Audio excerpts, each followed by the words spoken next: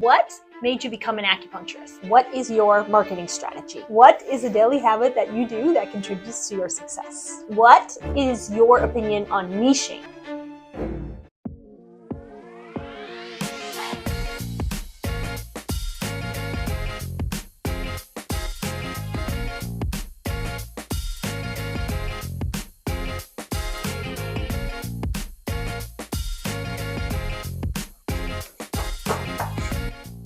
Hello. Hello. Welcome to Balance Within. You want me to just show you around? Yes, please. Okay, come on in. Reception area over here. Typically our rooms look like this.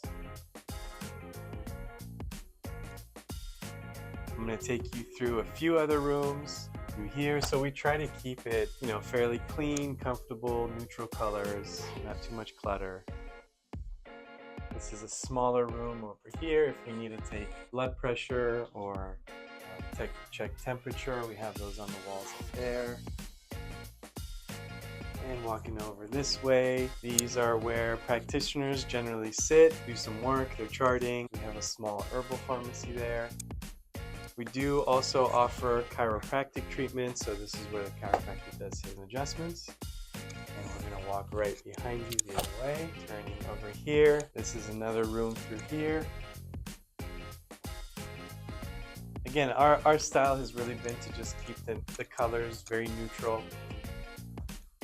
Try not to trigger any intense emotions.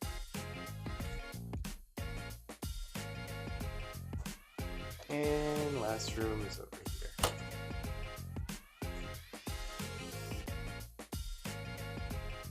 Cool, hope you enjoyed that. Come back next time.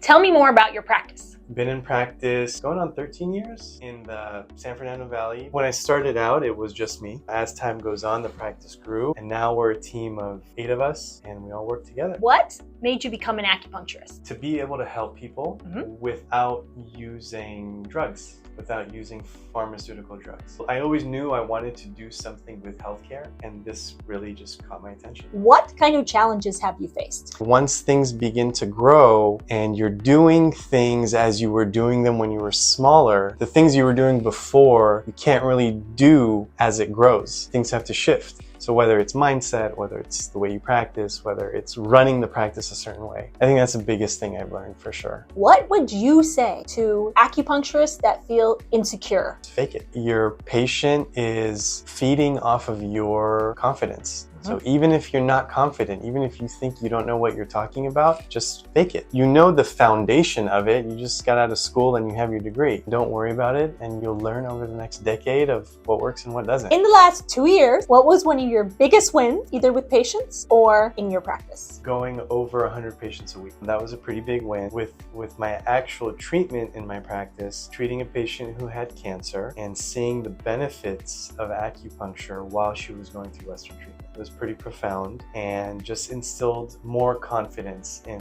what we actually do. There were days where she would come in here and nausea and fatigue and anxiety, and she would walk out a completely different person and be able to function. That's the main thing, is improving her quality of life as she's going through that whole thing. What is a daily habit that you do that contributes to your success? There are many. One of the things is positive mindset. Alyssa actually talks about that quite a bit, right? Yeah. Keeping a positive mindset, even though things may be rough one day or one week and your mind starts to take you in a certain direction, it's really about refocusing, looking at all the great things and gratitude for all those great things. So positive mindset plays a big role. Visualization plays a really big role. I have used that over the years. Closing my eyes and visualizing what it is that I want in detail, to like the clothes that I'm wearing, to where I am, to what I'm doing, almost creating that scenario like it already exists. What is your marketing strategy? Quite a few different ones. We do a lot of online marketing, email marketing, word of mouth, networking and connecting with the different doctors in the area, networking and connecting with the different businesses in the area. If you look on the wall, there's a little thing of all the different business cards. Those are local businesses that I've connected with. Oh, great job. That know of me and I know of them. I don't think it's just one thing that we do that really helps. It's multiple things that kind of get things moving. How do you balance personal and work life? I think for me was the biggest way of finding balance was learning how to say no. You work and you kind of make your own schedule, and there are days that you're working and there are days that you have off. And sometimes a patient may say, oh, can I come in on this day when it's your day off? And you make an exception. You let everything go and you come in even on your day off because you want to see that patient, you don't want to lose them, you want to make sure you're giving them what they want. But over the years, you can't always do that. So learning how to say no and setting boundaries. If someone wants to start their own acupuncture practice, what do you think is the first thing that they should do? Establishing your good habits first. Making sure you're in a rhythm with your exercise, your diet, your own meditation and visualization. Get that set and don't let anyone or anything knock that off, and build around that. What is your opinion on niching? Niching is one way to go. I don't niche. We have practitioners in the office that do all kinds of things. There is a way to be successful doing niching or not. I don't think there's just one way. What is your definition of being a successful acupuncturist? All right. Success can be different to different people. My definition of a successful acupuncturist is really that you're happy. If you're doing what you're doing, regardless of external factors, if you are happy and you're enjoying it, then that's pretty successful. Just making sure you're enjoying what you're doing. Is there any final advice that you would give to the acupuncturists, to our profession overall? After 13 years of practice, one advice that I would give acupuncturists just starting and our community of acupuncturists, we need to stick together more. We need to really function as a team rather than competitors. We'd be a lot stronger. I think we'd move a lot quicker in getting acupuncture out there. There's enough patients to go around and it's only growing. I love it.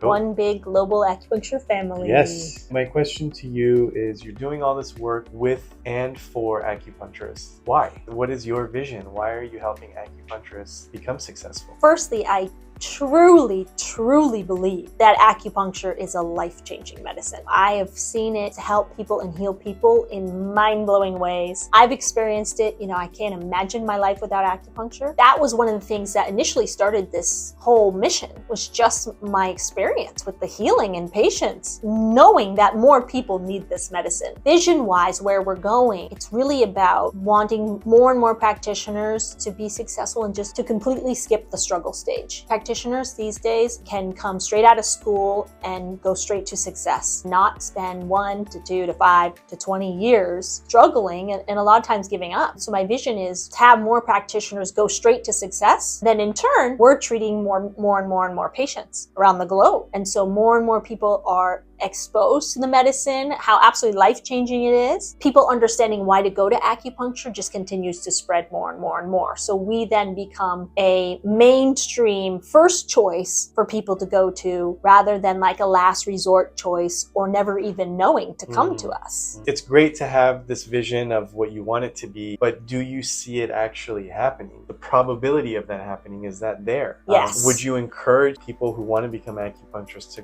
to go to school? Yeah, and good to question. fall into debt and to become an acupuncturist? Yes, and one of the things that I actually have spoken about in one of my videos previously is if I went back to school again, how I would do it differently. And I would do it differently by taking more time to go through school, working more, and taking out less loans, so that you do get out of school with less loans, because it is possible to do that. But even when you have the loans, it's still worth it if you get help, because you can go from graduating to 6 figures your first year. You really can. Help practitioners do this over and over again, but you need the structures and the systems and how to communicate and stuff. What was the question again? Do you see it actually going that direction? Yes. So where it's growing? Yeah. Yes, I do see it going that direction too, because of the demand for our medicine growing. And whether the patient realizes they're looking for us or not, the demand is there. Because so many more people are frustrated with Western medicine, not getting the results that they want, or getting more sick.